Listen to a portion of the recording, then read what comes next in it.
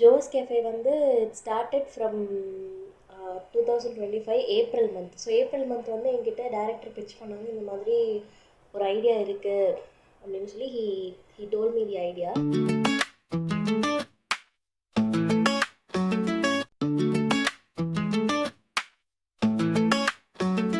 Jose cafe எங்கே start ஆச்சு அப்படின்னா, இது இன்னைக்கு ஸ்டார்ட் ஆன கதை கிடையாது, 2021 ஸ்டார்ட் ஆன கதை. 2021 வந்து நான் யூஜி படிச்சுட்டு இருக்கும்போது கனவு படத்தில் வந்து ஒர்க் பண்ணிகிட்டு இருந்தேன். கனவுன்னு ஒரு ஷார்ட் ஃபிலிமில். ஸோ அங்கே உள்ள ஃப்ரெண்ட்ஸு அவங்களோட சேர்ந்து ஒரு கேங்காக ஜாலியாக அப்படி ஒரு ஒரு எப்படி சொல்கிறது, அது ஒரு பக்கம் போயிட்டு இருந்துச்சு. அந்த அந்த ஒரு படம் வந்து ஒரு பக்கம் போயிட்டு இருந்துச்சு. அதில் நிறைய விஷயங்கள் இருந்துச்சு. இப்போ அது பார்க்கும்போது கொஞ்சம் என்னடா அப்படிங்கிற மாதிரி இருந்தாலுமே, அந்த டைமில் மைண்டில் உருவான ஒரு ஐடியா தான் ஜோஸ் கஃபே. அதுக்கப்புறமா அந்த ஐடியாவை வந்து வச்சு கொஞ்சம் சீன்ஸ் வந்து ஜென்ரேட்டும் பண்ணேன். ஸ்கிரிப்ட் எழுதி கொஞ்சம் சீன்ஸ் ஜென்ரேட் பண்ணியிருந்தேன். அப்போ எனக்கு பார்க்கும்போது அவ்வளோ ப்ளீஸிங்காகவோ இல்லை அவ்வளோ எஃபெக்டிவாகவோ தோணலை. வளன்னு இருந்துச்சு. ஸோ அதனால் அப்படியே அந்த ப்ராஜெக்டை நிறுத்திட்டு கனவு படத்தில் ஃபோக்கஸ் பண்ணி அதுக்கப்புறமா ஃபேஸ் ஆஃப் டெமோக்ரஸி பண்ணேன் 2024 மெட்ராஸ் யூனிவர்சிட்டியில் நாங்கள் ஷூட் பண்ணோம் with my PG friends. So UG ஃப்ரெண்ட்ஸோட கனவு, பிஜி ஃப்ரெண்ட்ஸோட ஃபேஸ் ஆஃப் டெமோக்ரஸி, அதுக்கு முன்னாடி தோழன் with my school friends, school buddies. So ஒவ்வொரு இடத்துலையும் ஒவ்வொரு படமாக வந்து பண்ணிகிட்டு இருந்தேன். ஸோ அதனால் ஜோஸ் கஃபேக்கு வந்து நல்ல டைம் ஒதுக்க முடியல, அதான் உண்மை.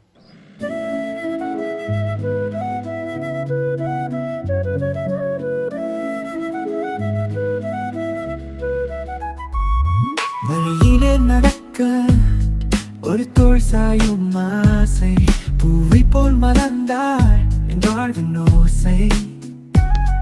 அப்போ வந்து நான் சொன்னேன், ஓகே இது எப்படி நம்ம பண்ணுவோம் அப்படின்னு சொல்லும்போது, இந்த மாதிரி இது ஒரு ஷார்ட் ஃபிலிம் தான், அனிமேஷனில் பண்ணுறோம் அப்படின்னு சொல்லி சொன்னாங்க.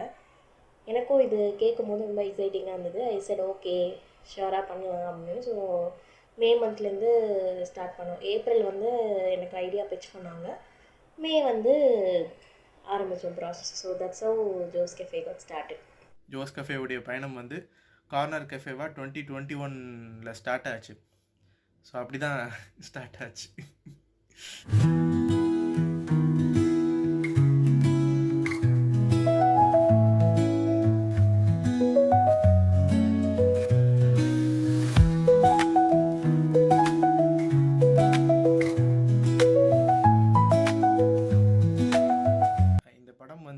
திரும்பியும் இந்த படத்தை எடுக்கணும், இந்த படத்தை வந்து ரிலீஸ் பண்ணணும் அப்படின்னு சொல்லி எனக்கு வந்து ஒரு உந்து சக்தியாக இருந்தது வந்து கார்டியன் ஏஞ்சல் ப்ரொடக்ஷனில் இருக்கிற மீனா அப்படிங்கிறவங்க தான். ஸோ அவங்களுடைய இன்புட் இந்த படத்தில் ரொம்ப ஜாஸ்தியாக இருக்குது. இந்த படத்துடைய கிட்டத்தட்ட க்ரியேட்டிவாக இந்த படத்தில் வந்து நிறைய விஷயங்கள் வந்து ஆட் பண்ணதுக்கு அவங்க தான் ரொம்ப முக்கிய காரணமாக இருந்தாங்க. ஸோ அவங்க கொடுத்த அந்த ஒரு உந்துதல்னால் இந்த படத்தை வந்து இப்போ நான் ரெடி பண்ணி உங்களுக்கு தரத்துக்கான அந்த ஒரு சக்தியை வந்து கொடுத்தேன்.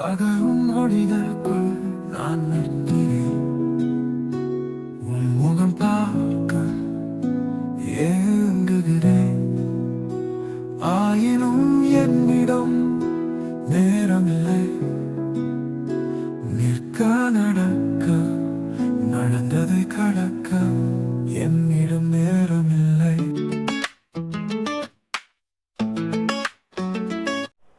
மியூசிக் வந்து எப்படின்னா, இப்போ வர ஃபிலிம்ஸ் எல்லாமே நம்ம பார்த்துட்டோம்னா ஒரே கண்டென்ட் ட்ரிவன் ஃபிலிம்ஸாகவே இருக்குது. சாங்ஸ் அப்படின்னு நம்ம பார்த்தோன்னா தனியாக இருக்காது, எல்லாமே ஒன்று கதையோடு சேர்ந்துருக்கும், இல்லை கண்டென்ட்டுக்கு மட்டுமே இம்பார்ட்டன்ஸ் கொடுத்து சாங்ஸ் இல்லாமல் இருக்கும். இப்போ நம்ம லாஸ்ட் டிகேட் அப்படிலாம் எடுத்துக்கிட்டோன்னா, நமக்கு ஒரு ஃபிலிம்னு எடுத்துக்கிட்டால் மினிமம் 5-7 பாட்டாவது இருக்கும். ஸோ அந்த மாதிரி ஃபிலிம்ஸ்லாம் பார்த்து தான் நம்ம கம் அக்ராஸ் பண்ணி வந்திருப்போம். ஸோ மியூசிக்குங்கும் போது ஒரு இந்த படத்துக்கு வந்து பாட்டுன்னு ஒன்று இருந்தால் அது இன்னுமே இன்ட்ரெஸ்டிங்காக இருக்கும், இன்னுமே படம் ரொம்ப அழகாக இருக்குங்கிற மாதிரி தோணுச்சு. ஸோ அதனால தான் மெயின் ரீசன் நம்ம சாங்ஸ் வச்சது இந்த படத்தில். அண்டு ஏன் ஏஐ நாங்கள் சூஸ் பண்ணோம் அப்படின்னா, ப்ராப்பராக வந்து ஒரு சாங் கம்போஸ் பண்ணுறதுக்கு அந்த மாதிரி எங்ககிட்ட ரிசோர்ஸஸ் அவைலபிலிட்டி அவ்வளோவா இல்லை. So we sat we we chose to seek the help of AI. So அது மூலமாக ஜென்ரேட் பண்ண டியூன்ஸ் தான் இப்போ நீங்கள் சாங்ஸாக நீங்கள் வந்து கேட்டுட்ருக்கீங்க. மியூசிக் வந்து இதான் ரீசன். நம்ம நிறைய ஃபிலிம்ஸ் பார்த்துருப்போம். ஒரு படம்னு எடுத்துக்கிட்டிங்கன்னா அதிகபட்சமாக 5-7 பாட்டு இல்லாமல் படம் இருக்கவே இருக்காது. ஸோ ஏன் நம்ம படத்துக்கும் சாங்ஸ் இருந்தால் நல்லாயிருக்கும், ஏன் இருக்கக்கூடாது, இருந்தால் நல்லாயிருக்கும் அப்படிங்கிற மாதிரி தோணுச்சு. ஸோ அதான் எல்லோரும் வந்து ஏன் நிறையா பாட்டு இருக்குன்னு சொல்லி கேட்டாங்க. ஏன் 5 பாட்டு 6 பாட்டு அப்படின்னு சொல்லி கேட்டிருந்தாங்க. ஸோ அதுக்கு வந்து டு ஆன்சர் தேர் கொஸ்டின், இந்த படம் வந்து இந்த படம் பாட்டு இல்லாமலுமே நல்லா தான் இருக்கும், பார்க்குற மாதிரி தான் இருக்கும். பட் ஏன் பாட்டுன்னு நான் சொன்ன மாதிரி ஒரு டிக்கெட் முன்னாடி நிறைய பாடல்கள் வந்து படத்தில் இருந்துச்சு. ஒரு படம் ஸ்டார்டிங் டு எண்டு நம்மளை வந்து எங்கேஜாக வச்சுக்கிறதுக்கு பாடல்களும் ஒரு மிக முக்கிய பங்கு வகிச்சுது. இப்போவுமே வந்து ட்ரெண்ட் ஆகிற ஏதாவது ஒரு விஷயத்தை தான் ஒரு பாட்டில் வந்து ஏதாவது ஒன்று, இந்த ஒரு ஹூக் டியூன் வந்து ட்ரெண்ட் ஆகுது, அதை வச்சு அது இந்த படத்தில் தான் வந்துச்சான்னு சொல்லிலாம் போய் பார்க்குற மாதிரி இப்போ வந்து காலம் மாறிடுச்சு. பாடல்கள் இல்லாமலுமே இப்போ படங்கள் வர ஆரம்பிச்சிருச்சு. இந்த டைமில் வந்து ஏன் இந்த மாதிரி ஒரு ஓல்ட் ஸ்கூல் ட்ரிக் வந்து யூஸ் பண்ணணுன்னு கேட்டால் பிடிச்சிருக்குங்க, அது பண்ணணும்னு தோணுச்சு. அப்படி பண்ணால் நல்லா இருக்கணும்னு தோணுச்சு எனக்கு. என்னுடைய ஆசை, நான் ஒரு படம் பண்ணேன்னா கமர்ஷியலாக ஒரு ஃபிலிம் பண்ணுறேன்னு வச்சுக்கோங்க, அதில் இதெல்லாம் இருக்கணும்னு நான் ஆசைப்பட்டேன். அதனால தான் இவ்வளோ பாடல்கள்.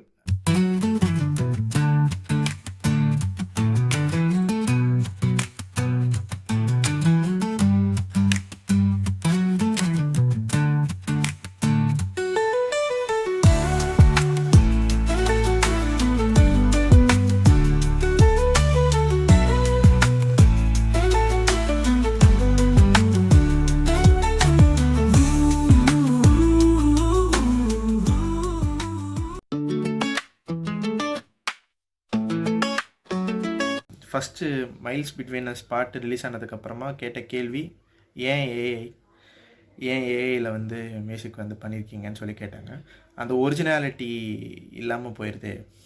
ஸோ அந்த எப்படி சொல்கிறது, இப்போது நிறைய காம்படிஷனாக வந்து இப்போ ஏஐ பார்க்கப்படுது, ஹியூமன்ஸ் ரீப்ளேஸ் பண்ணுறாங்க அப்படின்னு சொல்லியும் நிறைய ஜாப்ஸ் வந்து போகுது, நிறைய பேருடைய ஒர்க் வந்து ரியாலிட்டியாக ஒன்று வந்து ஒரிஜினலாக இருக்கிறது வந்து இல்லாமல் போகுது, ஒரிஜினாலிட்டி மிஸ் ஆகுது அப்படின்னு சொல்லி நிறைய பேர் கேட்டிருந்தாங்க. அதில் எனக்கு எந்தவித மாற்று கருத்தும் கிடையாது, உண்மை தான். First reason, to be honest, budget ரொம்ப கம்மி இந்த படத்துக்கு. அதனால் ஏஐ மியூசிக் தான் வந்து எங்களுக்கு ஃபீஸிபிளாக இருந்துச்சு. இதுக்கு ஒரு மியூசிக் டைரக்டர் பிடிச்சி அவங்களுக்கு வந்து உட்கார வச்சு இதாக சிச்சுவேஷன் அது இதுன்னு சொல்லி எடுக்கிறதுக்கு அளவுக்கு எங்களுக்கு ஒரு இது இல்லை. ரொம்ப ஜாலி மைண்ட் செட்டில் பண்ணது தான். நான் எப்படி சொல்கிறது, இந்த படத்தை வந்து ஓப்பனாக சொன்னோன்னா ஒரு ஜாலியாக ஒரு ஃபன்னாக ஒரு லோ எஃபர்ட் ஃபிலிமாக தான் இது வரணும்னு நான் ஆசைப்பட்டேன். ஸோ அதனால தான் ஓகே ஒன்று ஜாலியாக ஒன்று பண்ணுவோம்ப்பான்னு சொல்லி தான் ஒரு தைரியமான ஒரு ஸ்டெப்பாக ஏஐயில் வந்து மியூசிக் பண்ணலாங்கிற முடிவு எடுத்தேன். அண்டு ஏஐ வந்து இப்போ நிறைய கேளிக்கையான விஷயங்களுக்கும் கான்ட்ரவர்ஷியலான விஷயங்கள் நிறையத்துக்கும் யூஸ் பண்ணுறாங்க. ஸோ ஒய் நாட் ஒரு எஃபெக்டிவாக ஒரு படத்துடைய அந்த குவாலிட்டியை இம்ப்ரூவ் பண்ணுதில்ல, மியூசிக்குங்கிறது ஒரு என்ஹான்ஸ்மெண்ட் கொடுக்குதில்ல. ஸோ என்கிட்ட இருக்கிற ரிசோர்ஸஸ் வச்சு என்னால் வந்து ஒரு விதமாக ஒரு படம் எடுக்க முடியும் போது இந்த மாதிரி மியூசிக் இந்த மாதிரி விஷயங்களுக்கு ஏஐ வந்து ஒரு பெட்டர் ஆப்ஷனாக தோணுச்சு. பட்ஜெட் கன்ஸ்டன்ஸு, இந்த படத்துக்குன்னு செட் பண்ண பட்ஜெட்டை பற்றி நான் இப்போதைக்கு சொல்ல மாட்டேன், அப்புறமா வேணால் இன்னொரு நாள் சொல்கிறேன். ஸோ அதில் வந்து இது காம்பேக்டாக செட் ஆச்சு.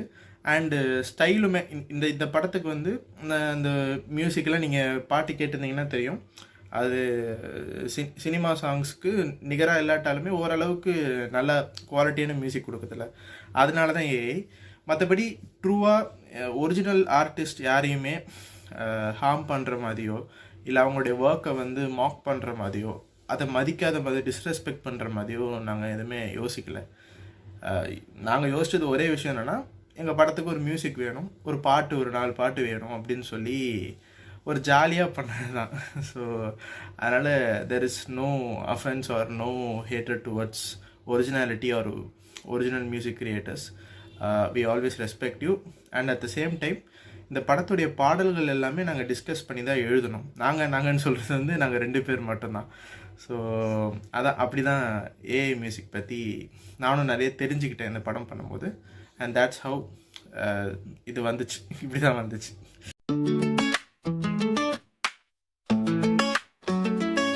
ப்ரமோஷன் வந்து ஏன் நம்ம பண்ணுறோம் அப்படின்னா, இப்போ வந்து காலிவுட், ஹாலிவுட், பாலிவுட், டாலிவுட், நீங்கள் எந்த இண்டஸ்ட்ரி எடுத்துக்கிட்டாலும் இப்போ ஃபிலிம் இஸ் கோனா கம் அப்படின்னா அதோட அனௌன்ஸ்மெண்ட் போஸ்டர்லேருந்து காஸ்ட், க்ரூ, படத்தில் என்னென்னலாம் இருக்குங்கிறத கான்ஸ்டண்ட்டாக வந்து சோஷியல் மீடியாவில் எதுக்கு அப்டேட் பண்ணுறாங்க அப்படின்னா, it must reach larger audience. இது வந்து ஒரு வெரைட்டியாக அப்டேட் பண்ணிகிட்டே இருக்கிறது இருக்குன்னா, இது எல்லா விதமான ஆடியன்ஸும் எல்லா தரப்பு மக்களுக்கும் இது சேரணும் அப்படிங்கிற இன்டென்ஷனில் தான் ப்ரமோஷன்ஸ் பண்ணுறது. ஸோ அதே கான்செப்ட் தான் நாங்கள் ஜோஸ் கெஃபேக்கும் யோசித்தோம். ஸோ வந்து நாங்கள் ப்ரமோஷன் அப்படின்னு ஒரு ஆஸ்பெக்ட் வரும்போது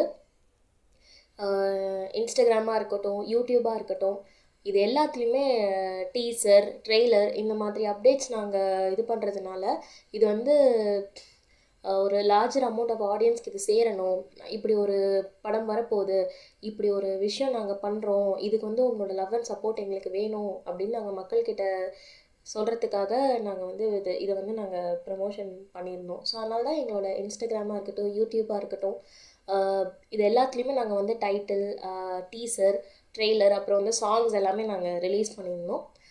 அதுதான் வந்து ஜோஸ் கெஃபேயோட ப்ரமோஷன் நாங்கள் பண்ணது. ஸோ எல்லா விதமான ஆடியன்ஸ்க்கும் எல்லா தரப்பு மக்களுக்கும் இது சேரணும் அப்படிங்கிற ஒரு இன்டென்ஷனால தான் நாங்கள் படத்துக்கு வந்து நிறைய ப்ரமோஷன் பண்ணியிருக்கோம். எனக்கு என்னென்னா, ஒரு 10 வருஷம் முன்னாடி, ஒரு 10-15 வருஷம் முன்னாடி நீங்கள் பார்த்துக்கிட்டிங்கன்னா, ஒரு படம் ரிலீஸ் ஆகுதுன்னா அந்த படத்துடைய டீசர், அதுக்கு முன்னாடி மோஷன் போஸ்டர், டீசர், ட்ரெய்லர், நடுவில் வந்து படம் ரிலீஸுக்கு முன்னாடி இந்த ப்ரோமோலாம் கட் பண்ணி போடுவாங்க. ஸோ வை நாட், அந்த ஒரு ஸ்டைல் இப்போவும் இருக்குது. அந்த மாதிரி ஒரு ஸ்டைல் நம்ம ஏன் ஃபாலோ பண்ணக்கூடாதுன்னு சொல்லி தோணுச்சு. இது ஒரு ஜாலியாக பண்ணுற படம். ஐ வாஸ் ஜஸ்ட் லைக், நம்ம மனசில் தோன்றதை நம்ம பண்ணிடணும், தேர் ஷுட் பி நோ, எப்படி சொல்கிறது, நோ டேர்னிங் பேக்குங்கிற மாதிரி இறங்கிட்டோம், செஞ்சிடலாம் அப்படிங்கிற மாதிரி தான் இந்த விஷயங்கள் எல்லாம் பண்ணது. So this is my first time. So இது ஒரு எக்ஸ்கியூஸாக நான் சொல்ல விரும்பலை. பட் இருந்தாலுமே with all the resources I got, நான் என்னால் முடிஞ்சதை வந்து செஞ்சுருக்கேன்னு நம்புகிறேன். ஸோ இந்த ப்ரொமோஷன் எல்லாமே இந்த படம் ஆடியன்ஸுக்கு போய் சேரணும். என்னுடைய சேனல் வந்து ஒரு 300 பேர் பார்க்குறாங்க. ஸோ அந்த 300 பேருக்குமே நான் என்ன பண்ணுறேங்கிறது வந்து கரெக்டாக அப்டேட் பண்ணிட்டே வரணும்னு சொல்லி ஆகஸ்ட்டில் ஆரம்பித்து, ஆகஸ்ட், செப்டம்பர், அக்டோபர், நவம்பர், இப்போ வந்து டிசம்பர் வந்துருச்சு. ஸோ கரெக்டாக பண்ணியிருக்கேன்னு நினைக்கிறேன். எனக்கு தெரிஞ்ச இந்த ட்ரெய்லர் மட்டும்தான் என்னால் 1ஆம் தேதி ரிலீஸ் பண்ண முடியல. நான் 1ஆம் தேதி ரிலீஸ் பண்ணுறதா வச்சுருந்தேன் ட்ரெய்லர். பட் அது மட்டும் ஒரு வாரம் தள்ளி 7ஆம் தேதி ரிலீஸ் ஆச்சுன்னு நினைக்கிறேன். ஸோ மற்றபடி எல்லாமே பிளான் படி கரெக்டாக பண்ணணும். ஒரு அப்டேட்டுன்னு ஒன்று சொல்லிட்டோன்னா அது கரெக்டாக அந்த டைமில் விட்டுறணும்னு சொல்லி ப்ராப்பராக ஒரு ப்ரொமோஷன் பண்ணணுன்னு பண்ணது தான். நார்மலாக ஒரு தமிழ் படம் வரும்போது என்னெல்லாம் ஒருத்தவங்க ப்ரொமோஷன் பண்ணுவாங்க, ஒரு ப்ரொடக்ஷன் கம்பெனி பண்ணுவோம், அதே தான் ஜோஸ் கஃபேக்கு பண்ணணும்னு சொல்லி பிளான் பண்ணி பண்ணது தான். ஸோ இதை வந்து நான் அப்படி தான் பார்த்தேன். ஜாலியாக பண்ணுறதுனால இது எல்லாமே வந்து இருக்கணும்னு சொல்லி தான் ஆசைப்பட்டேன். யா.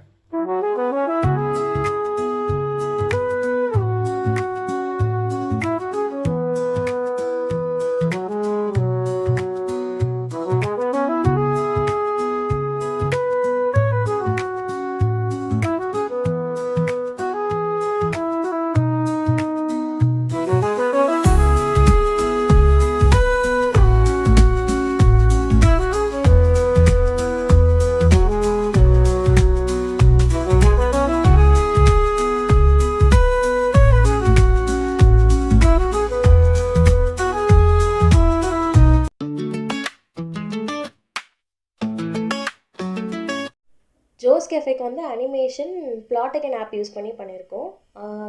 இது வந்து கார்ட்டூன்ஸ் அந்த மாதிரி ஆப்பில் வரும். ஸோ அதை நம்ம ஜென்ரேட் பண்ணிக்கலாம். ஒரு ரெண்டல் பேசிஸில் நம்ம ஃபிலிம்க்கு வந்து அனிமேஷன் ஒர்க் பிளாட்டகன் ஆப் யூஸ் பண்ணி பண்ணியிருக்கோம். அதாவது ஒரு பர்டிகுலர் அமௌண்ட் வந்து சப்ஸ்கிரிப்ஷனாக பே பண்ணி நம்ம இந்த ஆப் யூஸ் பண்ணிக்கலாம். அதான் நான் ரெண்டல் பேசிஸ்ன்னு சொல்லியிருந்தேன்.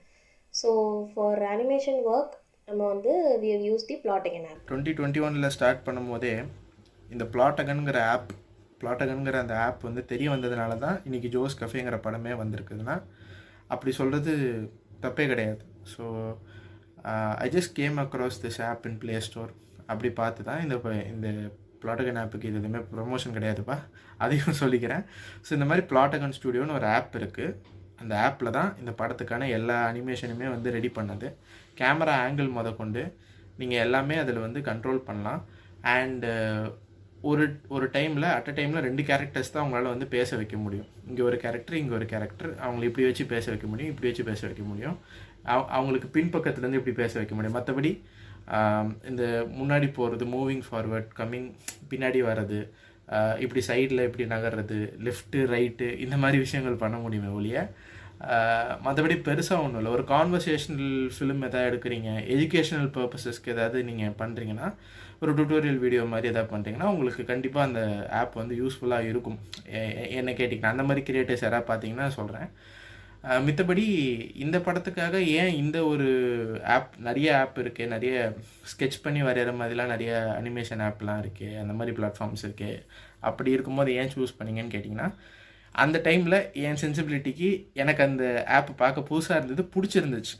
ஸோ அந்த ஆப், அந்த ரிசோர்ஸை வச்சு ஒரு படம் பண்ணால் எப்படி இருக்கும் அப்படிங்கிற ஒரு ஐடியாவில் உருவானது தான் corner cafe alias Jo's corner alias இப்போ வர ஜோஸ் கஃபே. இதெல்லாம் முன்னாடி இருந்த டைட்டில்ஸ். ஸோ அதாங்க, இதுதான் விஷயம். ரொம்ப சிம்பிள் தான், ரொம்ப போட்டு இது பண்ணிக்க வேண்டாம். மேக்கிங் வந்து ரொம்ப ரொம்ப சிம்பிள் தான். ஏன்னா நாங்கள் வந்து ஒரு தவணைத்திட்டத்தில் மாதம் ஒரு அமௌண்ட் கட்டி தான் வந்து இந்த படத்தை வந்து ரெடி பண்ணோம். ஸோ ரெண்டல் பேசிஸ்லேருந்து அந்த படம் வந்து நாங்கள் ரெடி பண்ணோம். ஸோ ஆப்பையும் நீங்கள் வாங்கலாம், ஒரு வருஷத்துக்கு வாங்கலாம். இப்போது சொல்கிறது ப்ரொமோஷன் கிடையாது. பட் ஆனால் இப்படி தான் this movie has been made அப்படிங்கிறது உங்கள்கிட்ட நான் சொல்ல கடமைப்பட்டிருக்கேன். ஸோ பிளாட்டகன் ஸ்டுடியோ இல்லைன்னா ஜோஸ் கஃபே ரியல் மூவியாக இன்னுமே கொஞ்சம் பெரிய படமாகவே வந்திருக்கும். பட் ஆனால் இந்த படம் வந்து இந்த இதில் தான் வரணுங்கிறது என் மைண்டில் இருந்தனால இப்படி ப்ரெசென்ட் பண்ணணும், அனிமேஷனில் ப்ரெசென்ட் பண்ணணும்னு நான் யோசித்தேன். அதை அச்சீவும் பண்ணேன், அவ்வளோதான்.